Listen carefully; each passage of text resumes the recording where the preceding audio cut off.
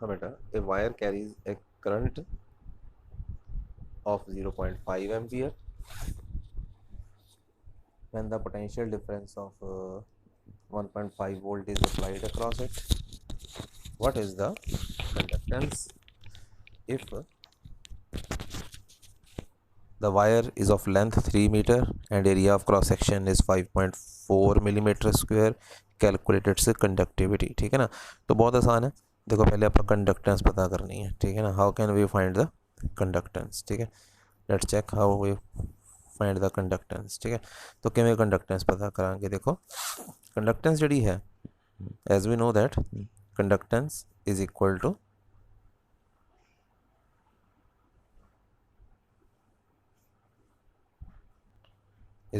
Conductance the formula की हैगा जी is equal to है ना 1/r। ठीक ना, बाय ओम्स ला जड़ा r हुंदा है वो की हुंदा जी अपने को r is v by i है ना। ओके, i ऊपर चला जाएगा तो एक ही आ जाएगा अपने को, it becomes i divided by v। ठीक है ना, व्हाट इज i क्वेश्चन देखो देता है 0.5 और v कितना देता है अपन 1.5। बस इसी में डिवाइड करना, थोड़ा क्या आ जाएगा, आंसर आ जाएगा। ठीक है ना, तो आंसर कितना आ जाएगा, this will be your answer. कितना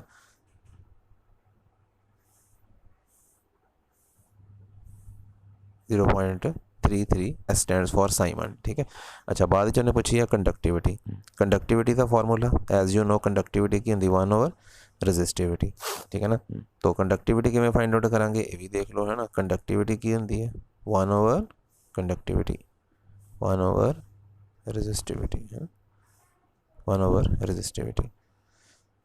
तो रजिस्टिविटी कि इक्वल होंगी है, रजिस्टिविटी 1/, है ना। R is equal to rho L by A के फॉर्मूले जो अगर तुम रॉ निकालोगे तो की बनेगा R A divided by L है ना। तो एल ऊपर जाके मल्टीप्लाई हो गया तो सिग्मा किस दे इक्वल आ गया L divided by R into A. ठीक है ना, बाकी सारा कुछ देखो न्यूमेरिकल है गई है, लेंथ भी हैगी है।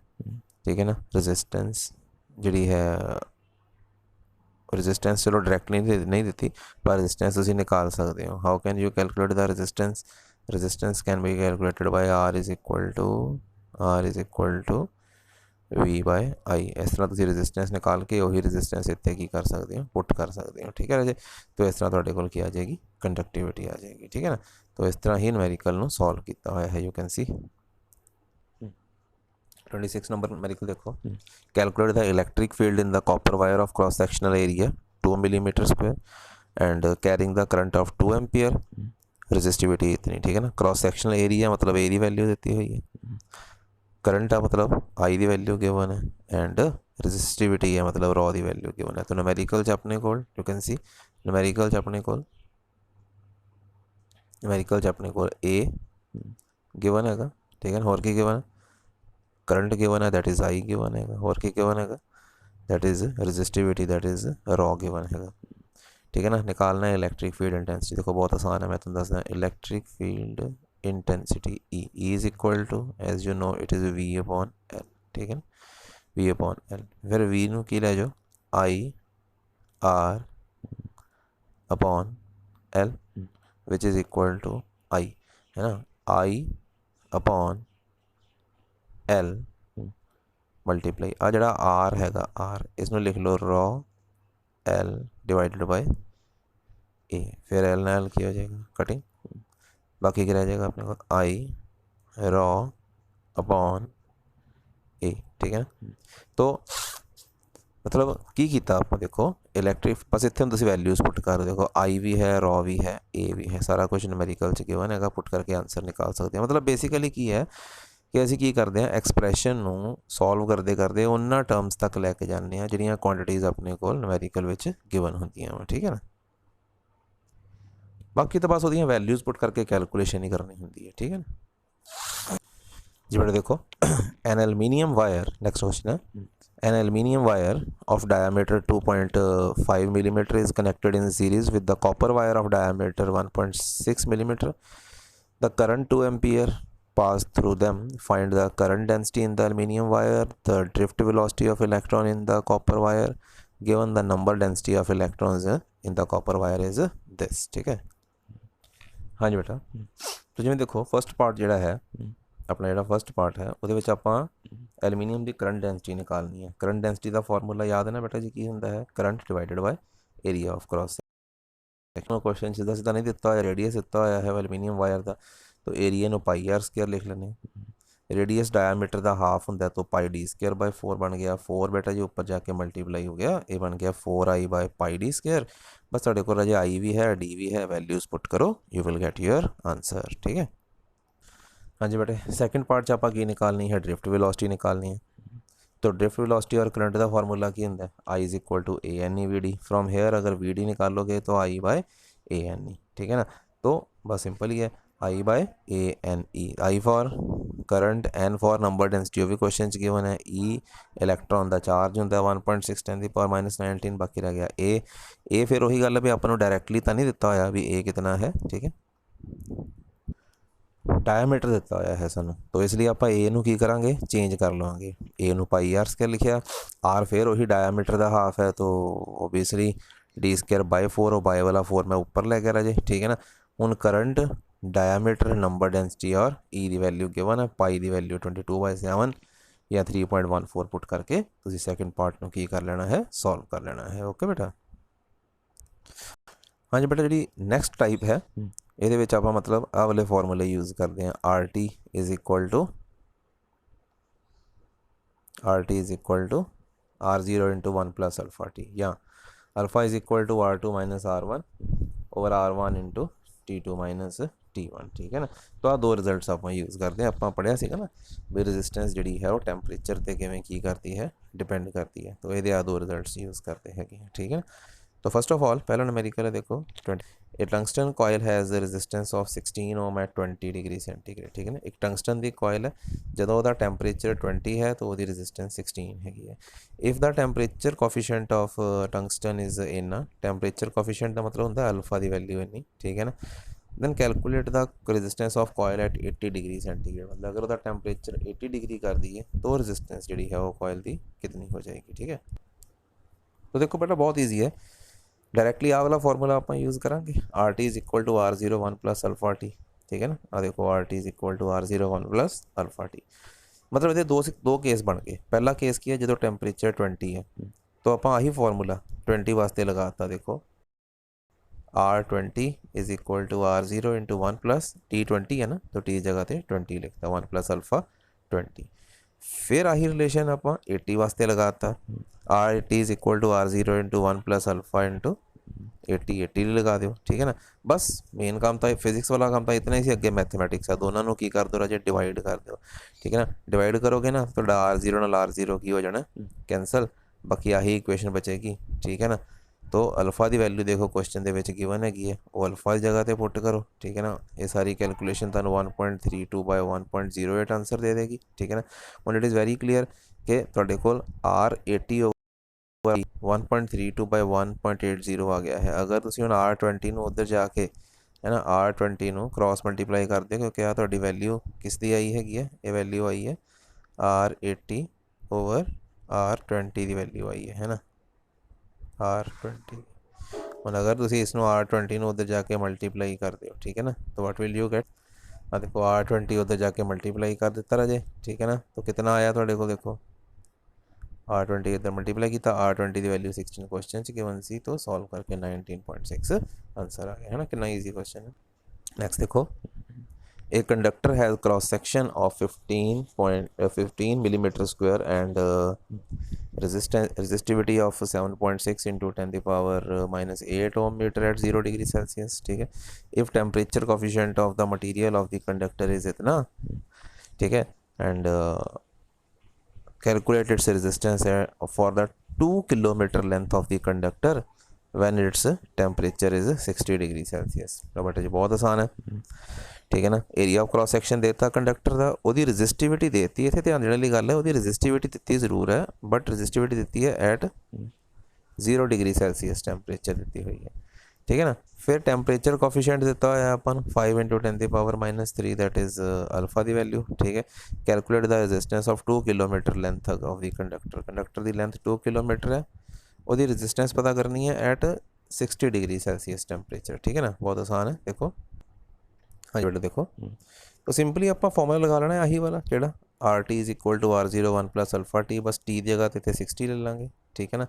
अच्छा, तो R0 ना बस इन्हें ध्यान रखना, R0 तुम आप पुट कर देना है रॉ L/A, क्योंकि 0°C से अपन सीधे सीधी रजिस्टेंस नहीं दी हुई पर रजिस्टिविटी दी हुई है, तो इसलिए आप R0 की लिख लिया रॉ L/A।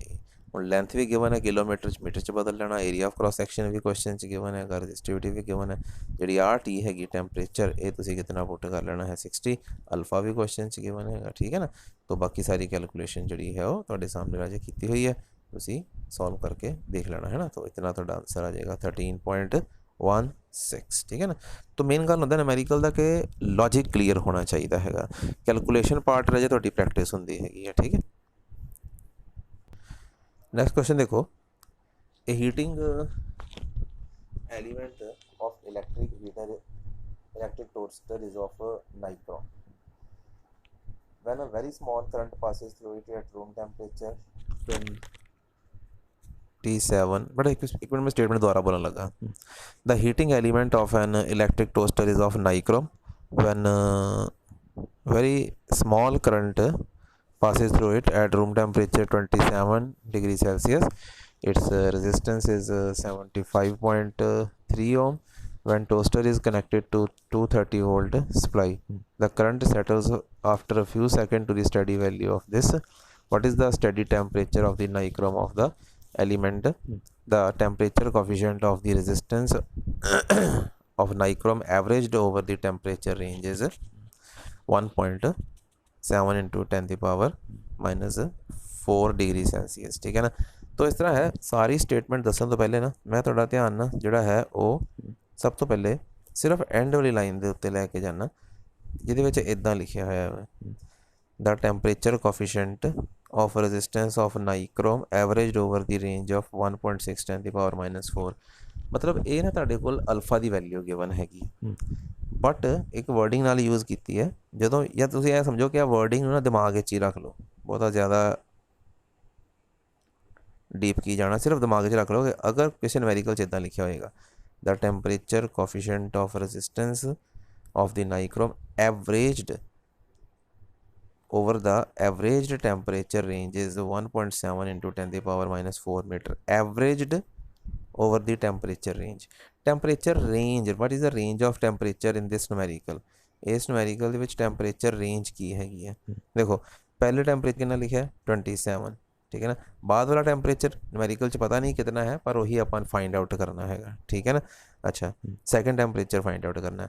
सैकेंड टेम्परेचर जिमें देखो चलो अपन न्यूमेरिकल सॉल्व किया ही है और सैकेंड टेम्परेचर जोड़ा है वो अपन इतने दिखाई दे रहा है कि वो आया है, आंसर आया है 849°C। हजे आंसर कितना कढ़ांगे वो बात की गल है। ये मतलब इतने एक टैंपरेचर की रेंज बन गई 27 तो लैके 849°C।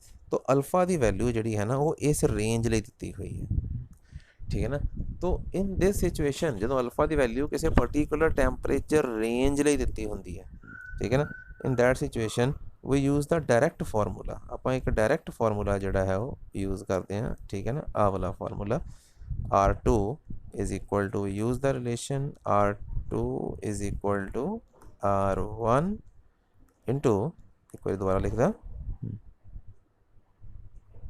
R2 = R1 into 1 plus alpha into T2 minus T1। ठीक है ना। तो आप सिंपल बस आ फॉर्मूला यूज़ करना साडा आंसर आ जाना। ठीक है ना। अपने को दोनों रेजिस्टेंस क्वेश्चन च गिवन है, पहली वाली गिवन है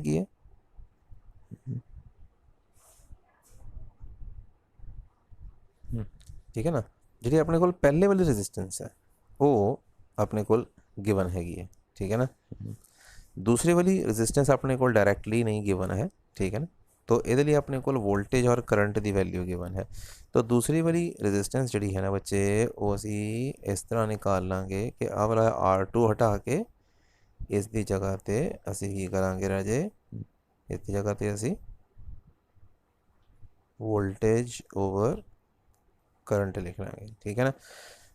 तो बस ठीक है, R1 पहले वाली रेजिस्टेंस हैगी है तुहाडे कोल, वोल्टेज और करंट भी क्वेश्चन दिते हुए है, अल्फा भी गिवन है, T1 पहला टैंपरेचर भी गिवन है, ठीक है ना 27, बस तुसी T2 निकालना, डिफरेंट वैल्यूज़ पुट करना, तुहाडे कोल की आ जाएगा, आंसर आ जाएगा। तो न्यूमेरिकल बहुत ईजी सी, न्यूमेरिकल कुछ नहीं सीगा, ये न्यूमेरिकल जो वैल्यू फॉर्मूला ही लगाना है बस। ये मैं तुहानूं सिर्फ ये दसना चाहता सी कि पिछले दो न्यूमेरिकल और इस न्यूमेरिकल में जिहड़ा आपां दो अलग अलग फॉर्मूलिਆਂ ਨੂੰ यूज़ किया वो किवें पता लगता है।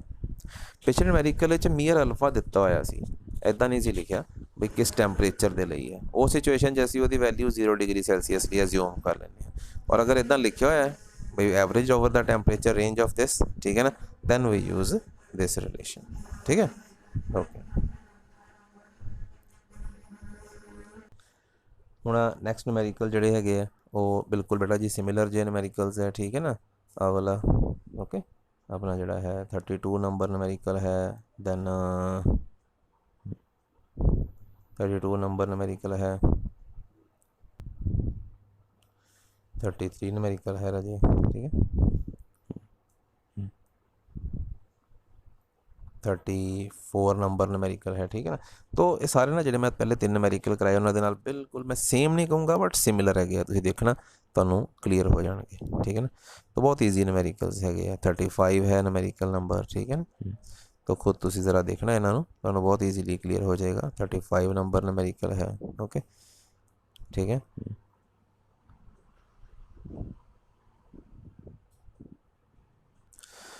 36 वाला देखो ज़रा, 36 वाला की है न्यूमेरिकल, ये बोल रहा है कि accordingly resistivity of the material of the conductor of uniform cross section varies along its length as rho is equal to rho naught 1 plus alpha x.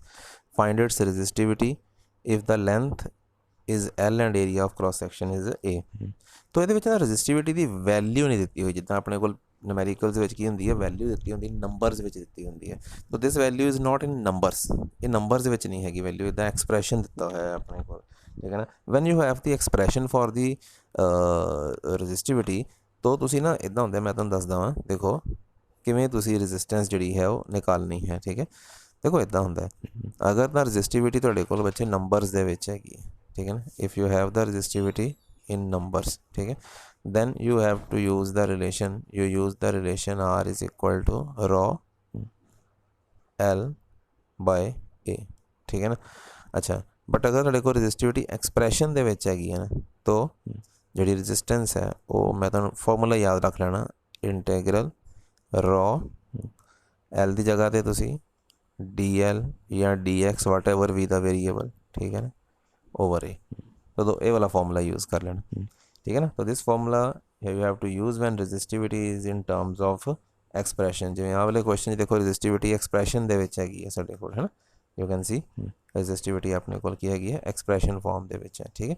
तो आपां किवें सॉल्व करांगे, देखो फॉर्मूला लगाया R is equal to integration rho DX by A, और rho question च given सीगा, देखो कितना rho not into 1 plus alpha x वही लगाता आप, ठीक है ना।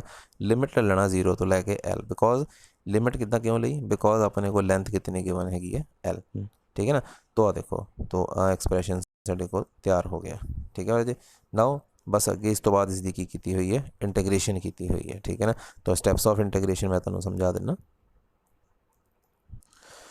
एक्सप्रैशन आप इदा लिख लिया rho naught DX by A, ठीक है, अलग अलग करके लिख लिया आप, ठीक है, alpha x DX by A, इतों रॉ नॉट बाय A आ गया फर्स्ट टर्म चो बाहर, दूसरी टर्म चो अल्फा बाय A बेटा जी बाहर आ गया, अंदर रह गया x इंटू DX।